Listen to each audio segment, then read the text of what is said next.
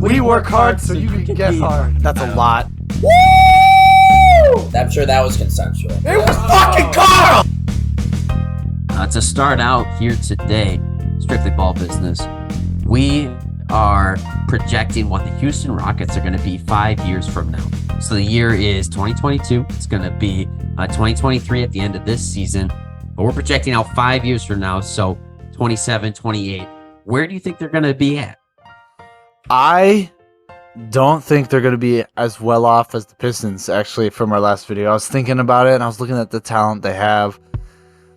And, you know, we still need to see a lot of growth before we can really say it. But to start off, I mean, the standings-wise, I had them like very much like the Kings this year, is just kind of fighting for a play-in spot with it. They have a few good guys that are really talented, but I don't see them further in that. Plus, they're in the West, so it's going to be a lot harder.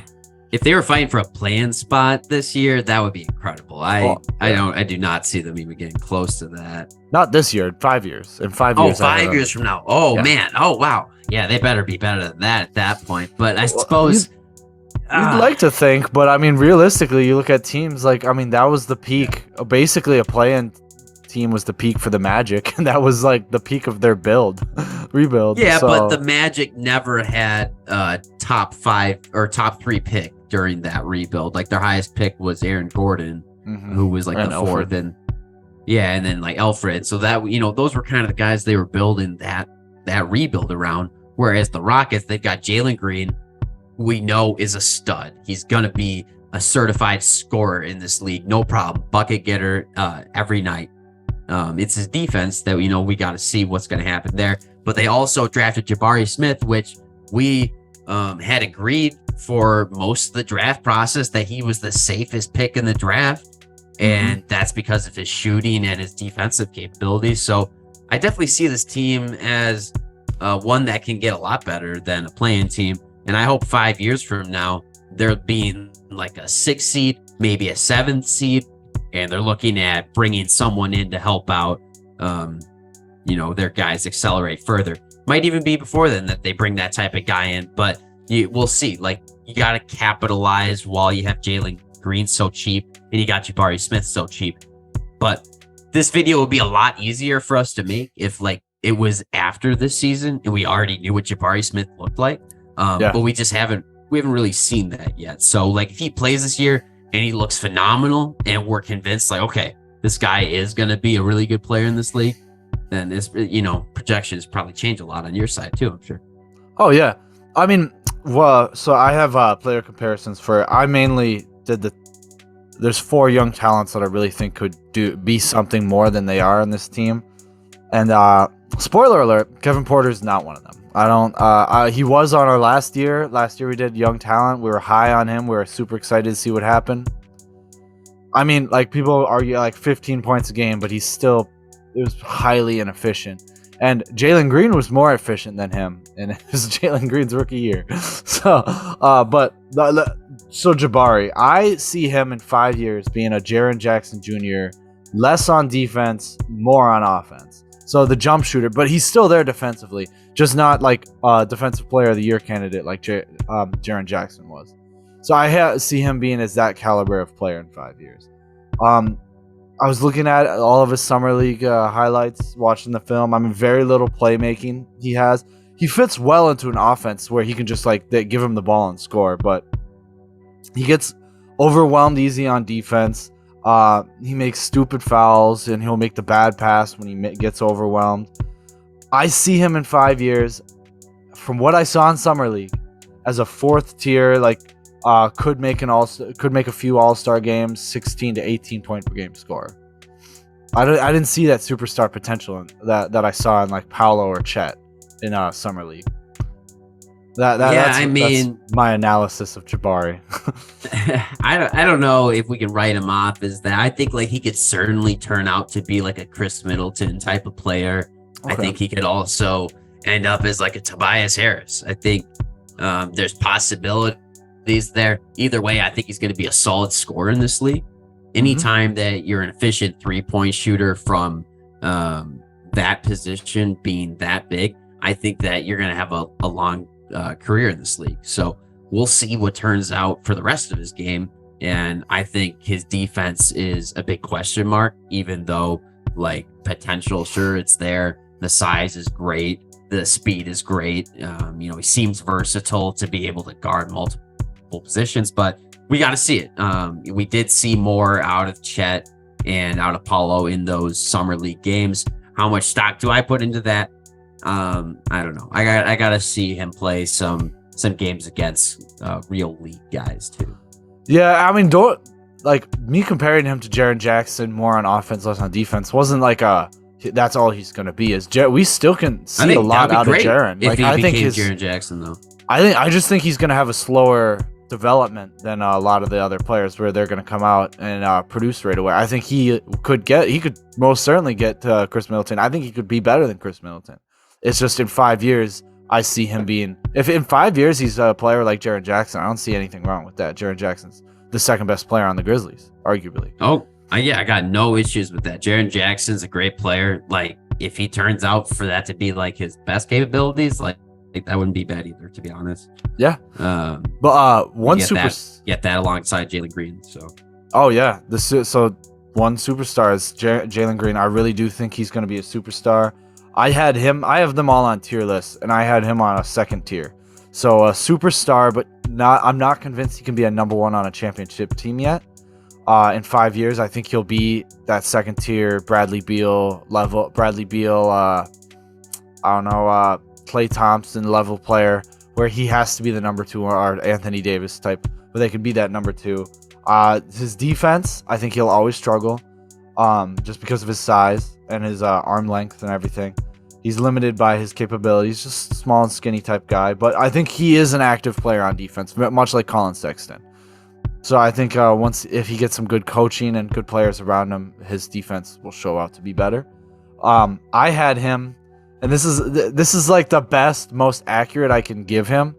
So hopefully people don't think I'm saying he's shitty, but he's such his own type of player. It's hard to find a comparison, but Buddy Hield times 3, but with a great inside downhill game. That's what I have him as. And like, take it what you will. Like, Buddy Hield is a great shooter in this league, but times 3, like, I think he's going to be able to. I think he is like he's what we've seen, the Steph Curry effect, is he's just going to take so many threes. He could do it inside. He can run downhill, super athletic type guy, which Buddy Hield doesn't have at all. But I think he's just going to be able to do it there. What do you think? I mean, yeah, if he can shoot exactly what Buddy Hield does, which is 40% on 10 threes a game, plus having the inside game, like, that's already superstar type of play. Mm-hmm. like he's going to be a high usage player, so he's going to have plenty of opportunities. So definitely can see him getting to that. And like, he's going to be the alpha on this team. Like, everybody else is going to follow him. They spent their highest draft pick they've had on him. They started the rebuild, really with him. Like, he's the guy. So Jabari Smith, like, as great as he'll probably be, he's going to be like the Jaylen Brown to Jason Tatum. Instead, like, well, I guess it's not the greatest comparison because Brown did get drafted first. But, nonetheless, I do think the Robin in the story. Yeah, I do think he's going to be the perfect Robin for someone. I mean, maybe he'll come out next year and we'll see, oh no, he's the dog, he's number 1. But from what we saw last year, based off, I do think he's going to be that Robin. Because also, one great thing about him is how good he is off ball. He's one of the most active players, always running, always moving off ball, like very Steph Curry like. So I think that's super valuable to have, where you can just literally, it doesn't limit you in the draft to the point where you're like, oh, he has to have the ball. I mean, he's going to get his touches. But like, you can get a ball dominant point guard if you want, that needs the ball, because he can do it. Like, he can run off ball, he'll get what he needs. Yeah, no, absolutely. Like, if they end up getting a different point guard, like, that's someone that they can bring in as a veteran later on in this rebuild. Yeah. Who knows who that's going to end up being at that point, but guarantee that they'll have their eyes on someone that can really steer the ship and get everybody else's asses in line. Because Kevin Porter Jr. seems like a good player and all, but I think he'd be best even as like a 6th man. So you probably just hang on to him as long as you can. with Houston, knowing that like no other team really cares to bring him in, and you try to make him your sixth man and bring in a veteran as your point guard. Yeah, I saw, like, I didn't do a formal breakdown of Kevin Porter Jr., but I figured we'd talk about it. And my player comparison to him is like a Devontae Graham, a peak Devontae Graham to Dennis Schroeder, where they're super effective six man, can come and run an offense in and out, start him like that. I think he's going to be like that. I just don't think he's the point guard of the Rockets' future. I don't think he should be. Is there any point guards coming up in this next draft that's superstar? I haven't even looked up at the scouting reports. I don't really know much of the prospects outside of Victor at all. Oh yeah, Victor's the big take, which they could use.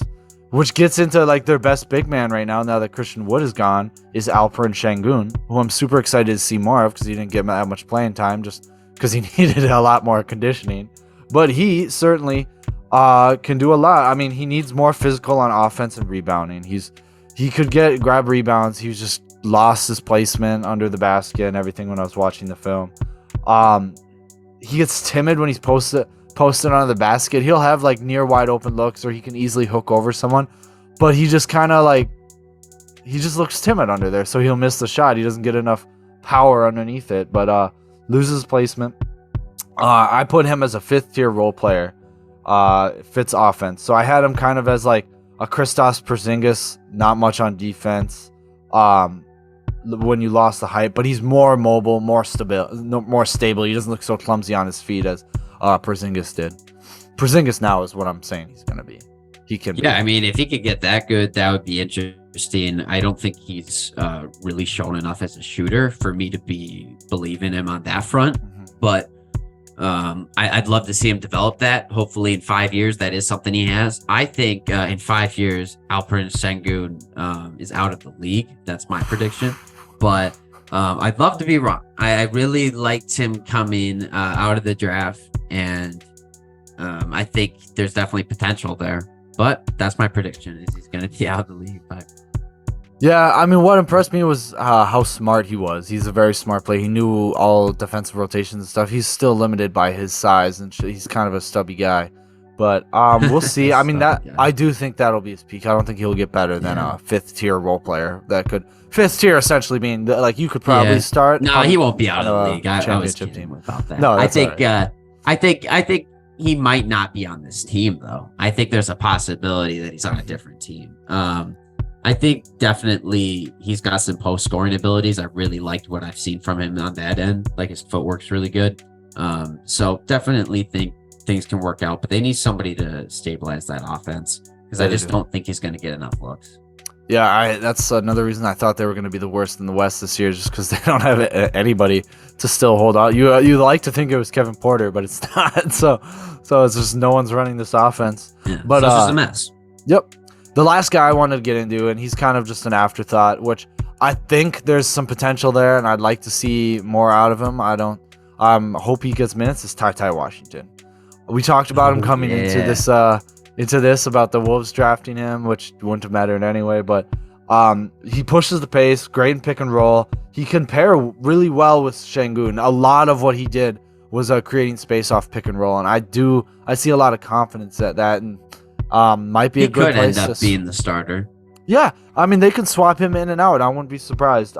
He was very inefficient in summer league, but a lot of players are inefficient in summer league. It's not the highest. But 5 years down the line, he could end up being the starter. I think he needs a couple of years of seasoning. I think potential is definitely there as a speedy and elusive guy. Leading your 5-man group can really work out sometimes. So I don't know. Maybe that's a guy to keep an eye on. Yeah, I mean, one thing I liked about him was he could confidently command that offense in summer league. So he was really a point guard that was worth having around. I mean, he was, like I said, he was inefficient, but he was able to create space. So all it takes is him to start knocking down those shots.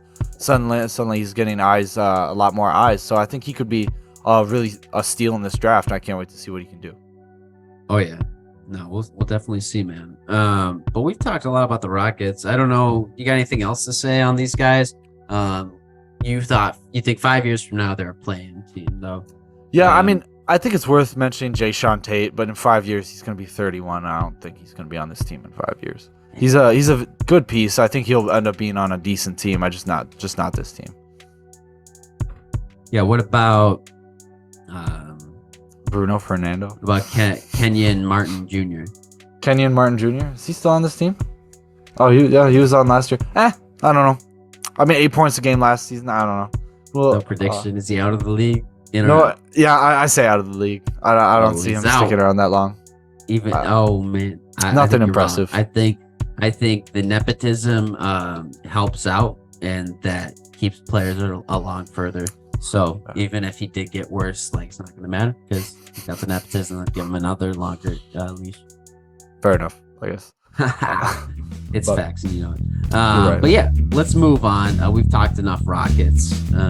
We'll go ahead and put that in our pocket for the next time. Like and subscribe. We like talking basketball. You guys like hearing about basketball.